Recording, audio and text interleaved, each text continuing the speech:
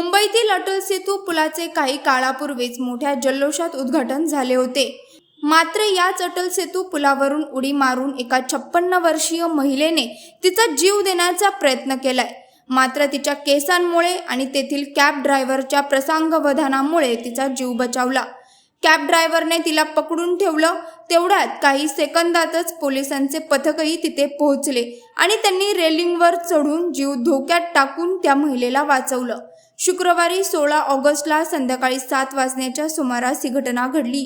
याच घटनेचा व्हिडिओ सध्या सोशल मीडियावर व्हायरल होत आहे। मिळालेल्या माहितीनुसार संबंधित महिलेचे नाव रीमा पटेल असून ती मुलुंड येथील रहिवासी आहे। काल ही महिला कॅबने अटल सेतूवर आली।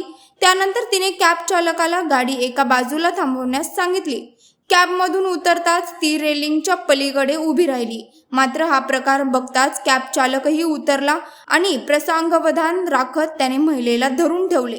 अटल सेतूवर ठिकठिकाणी सीसीटीव्ही लावण्यात आले असल्याने कंट्रोल रूमच्या अधिकाऱ्यांना ती महिला दिसली आणि त्यांनी तातडीने पेट्रोलिंग टीमला सूचना दिली।